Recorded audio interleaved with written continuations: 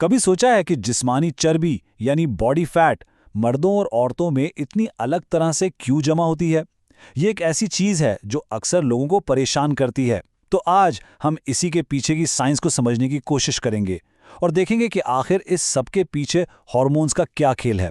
तो चलें इसी सवाल से शुरू करते हैं जो सबके जहन में आता है कि आखिर ऐसा क्यों है कि खवातीन में चर्बी अक्सर कूल्हों और रानों पर जमा होती है जबकि मर्दों में सीधा एक तोंद यानी बेली फैट बन जाती है। भाई इसका जवाब कहीं और नहीं बल्कि हमारी अपनी बायोलॉजी में ही छुपा हुआ है। अच्छा, तो इस पूरी कहानी को समझने के लिए हम क्या क्या देखेंगे? पहले तो ये जानेंगे कि भाई ये चर्बी अलग अलग जगहों पर जमा ही क्यों होती है। फिर खवातीन और मर्दों के फैट पैटर्न को अलग अलग समझेंगे और आखिर में इसका हार्मोनल हल क्या है और हमें इसके बारे में सोचना कैसे चाहिए उस पर बात करेंगे। तो सबसे पहली और अहम बात यह समझना जरूरी है कि जिस्म में चर्बी कहाँ जमा होगी। ये कोई इत्तेफाक, कोई कोइंसिडेंस नहीं है। नहीं, ये एक इंतहाई मुनज़्ज़म बायोलॉजिकल मंसूबा है। एक पूरा सिस्टम है जिसे हमारे हार्मोन्स चलाते हैं, और वो भी किस लिए? बका के लिए, यानी सर्वाइवल के लिए। तो देखें, बुनियादी तौर पर ये दो बिल्कुल अलग अलग कहानियां हैं। एक तरफ है ख्वातीन का जाइनॉइड फैट पैटर्न, ये कूलों रानों पर होता है। इसे एस्ट्रोजन हार्मोन कंट्रोल करता है और उसका मकसद है जिंदगी को सहारा देना। और दूसरी तरफ है मर्दों का विसरल फैट पैटर्न, यानी तोंद वाली चर्बी, और ये कम टेस्टोस्टेरोन और हमारे आजकल के लाइफस्टाइल का सीधा सीधा नतीजा है। ठीक है, तो आइए पहले खवातीन में पाए जाने वाले फैट पैटर्न की गहराई में चलते हैं। और ये समझना बहुत ज़रूरी है कि ये सिर्फ चर्बी नहीं है, बल्कि ये कुदरत का एक बहुत ही हैरान अंगेज डिज़ाइन है। साइंस की ज़बान में इस चर्बी को कहते हैं जेनॉइड फैट। ये वो चर्बी है जो जिल्द के ठीक नीचे यानी सबक्यूटेनियस होती है और ज़्यादातर कूल्हों, रानों और सिरीन पर जमा होती है। और इस पूरे सिस्टम की जो मास्टर कंडक्टर है ना, वो है ईस्ट्रोजन हार्मोन। और यहाँ सबसे अहम बात पता है क्या है? वो ये कि इसे एक कॉस्मेटिक मसले के तौर पर देखना एक बड़ी गलती है। ये दरअसल कुदरत का बनाया हुआ एक एनर्जी बैंक है, एक रिजर्व जो खास तौर पर हमल और फिर बच्चे की पैदाइश के बाद दूध पिलाने के लिए तवानाई फराहम करने के लिए डिज़ाइन किया गया है। मतलब ये बका के लिए, सर्वाइवल के लिए बहुत ज़रूरी है। अच्छा, और अगर किसी को ये लगता है कि ये चर्बी बहुत ज़िद्दी है, कम ही नहीं होती, तो वो बिल्कुल ठीक सोच रहा है। क्यों? क्योंकि कुदरत ने उसे बचाने के लिए कई सिक्योरिटी गार्ड्स बिठाए हुए हैं। देखिए, इन हिस्सों में खून की गर्दिश कम होती है। फिर यहाँ अल्फा-2 रिसेप्टर्स होते हैं जो फैट बर्निंग के सिग्नल को सीधा सीधा ब्लॉक कर देते हैं। और तो और इंसुलिन आते ही इस चर्बी को फौरन लॉक कर देती है। तो जाहिर है इसे कम करना मुश्किल ही होना था। अब आते हैं मर्दों की तरफ, और यहाँ चर्बी की कहानी बिल्कुल मुख्तलिफ है। ये बका की निशानी नहीं है, बल्कि एक वार्निंग साइन है, एक अलार्म, यानी एक खतरे की घंटी। इसे कहते हैं विसरल फैट।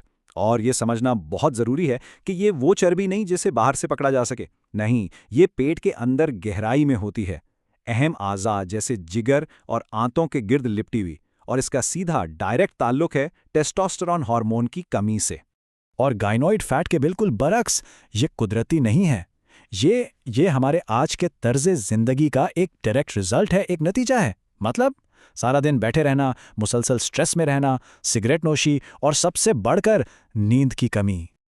अच्छा, तो इसे सबसे खतरनाक चर्बी क्यों कहा जाता है? भाई इसलिए कि ये अंदर ही अंदर खामोशी से बहुत बड़े मसाइल पैदा कर रही होती है। सोचें, ये फैटी लिवर की बीमारी का दरवाज़ा खोलती है, दिल की बीमारियों का खतरा बढ़ाती है, इंसुलिन रेजिस्टेंस की तरफ ले जाती है, और हाई ब्लड प्रेशर की तो एक बुनियादी वजह ही यही है।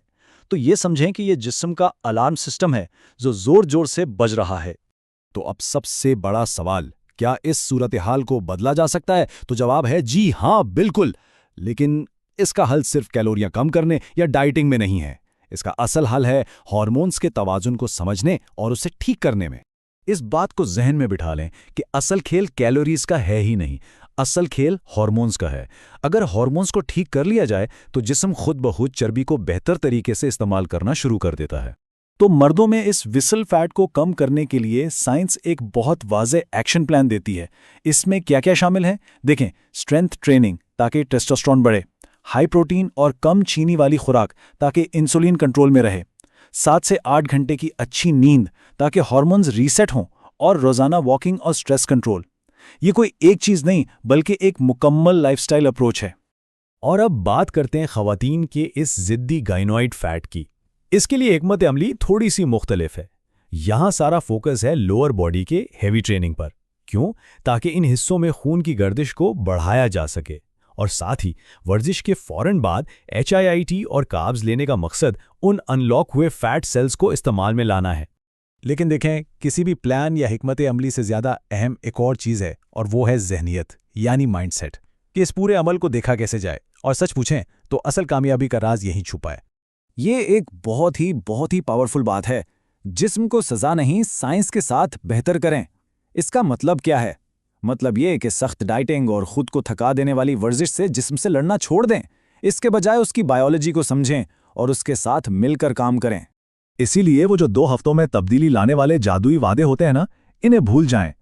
सीधी सी बात है, हार्मोन्स को बैलेंस होने में वक्त लगता है। तो असल ताकत, असल चाबी जो है वो सब्र और मुस्तकिल मिजाजी में है, किसी क्विक फिक्स में नहीं।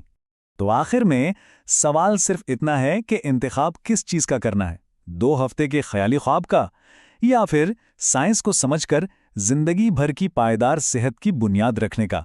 ये इंतखाब हर किसी को खुद करना है।